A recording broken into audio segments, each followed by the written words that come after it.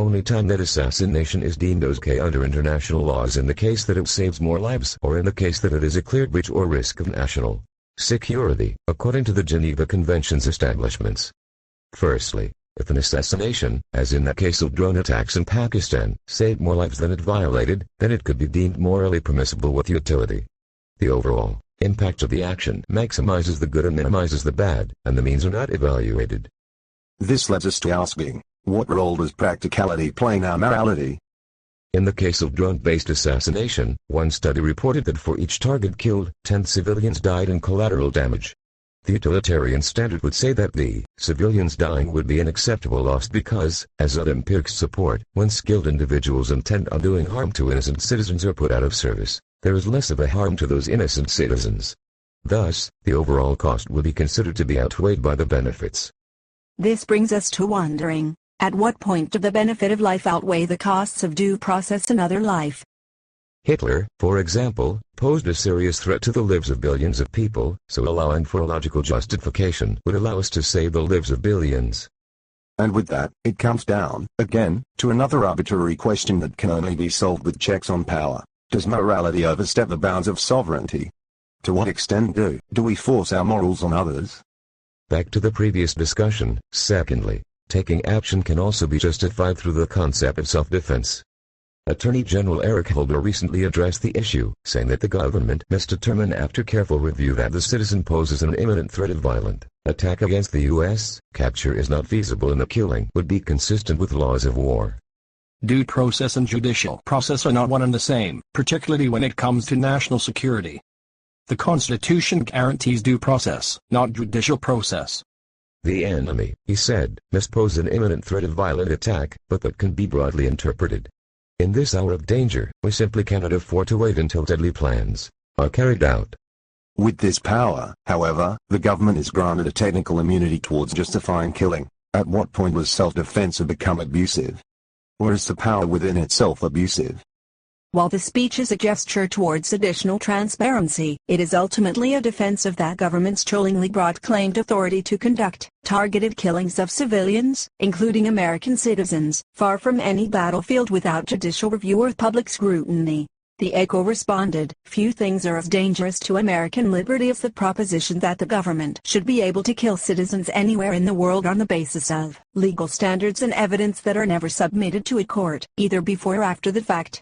Anyone willing to trust President Obama with the power to secretly declare an American citizen an enemy of the state and order his extrajudicial killing should ask whether they would be willing to trust the next president with that dangerous power. Furthermore, it is almost impossible to quantify an imminent threat as a requirement to establish lawful self-defense. Perceived inevitability of future threats is not synonymous, for example, with an imminent threat. This leads us to ask, how can we assess risk? How are our perceptions of risk influenced by misinformation and labels?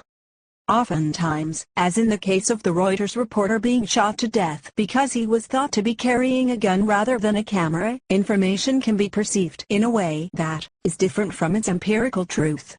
For example, empirics can be subject to the misinformation effect, where people are more likely to seek out information that affirms their views or preconceptions.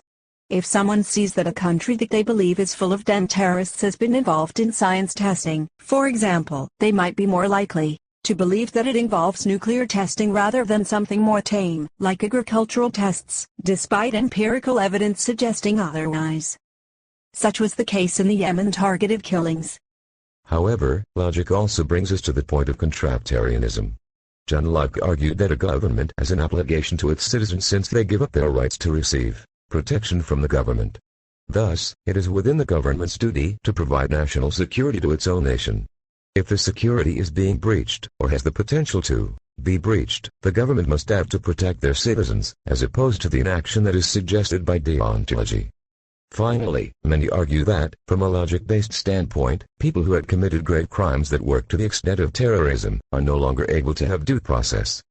As quasi good rights, although it is more controversial, many people believe, or at least feel, that those who kill deserve to die as retribution for their crimes. The idea here is that the person has broken the contract and has violated the life or liberty of another. They are no longer allowed to hold those rights themselves.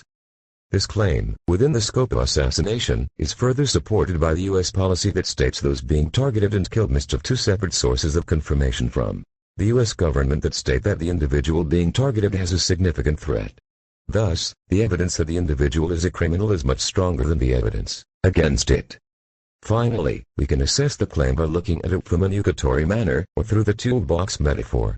Each foreign policy action is considered to be a tool, and us declaring that a tool is not morally okay would mean that we must assess the nature of other foreign policy tools that we would be forced to use in its place. Oftentimes, in the case assassination involving drone strikes, the only other alternative would be a land invasion. Land invasions statistically kill more soldiers and civilians. Thus, the best option to save the most life would be to use assassination. The effects of using utilitarianism and a logical standpoint. Well, it basically gives any country the justification to act out of a mere call of self-defense to kill. The acceptance of targeted killing and assassination creates a loophole in the checks on governmental power, weakening the social contract, thus nullifying just governance.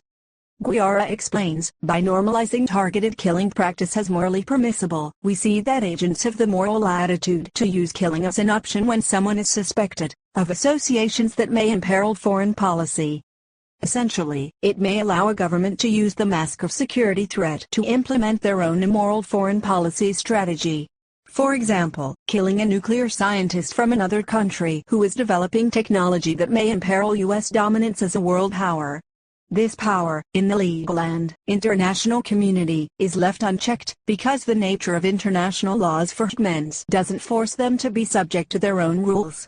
For example, the U.S. pulled out of the International Court recently. This leads us to question, to what extent does the regime in power determine morality? Does morality in a true sense really exist? Plato would argue that we have a sense of a priori knowledge, or a totality of predetermined morality, but we only learn it through our experiences, or posterior knowledge. Therefore, in technicality, although an underlying morality exists, not all states necessarily follow it. The narrator will wrap it up. Regardless, in evaluating the risks and benefits of government-sponsored assassination, it is clear that, with an evaluative system and a code of justice that gives the U.S. an ability to ensure that the attacked is indeed a significant threat to the national security of a state, it is logically justifiable to allow it to happen.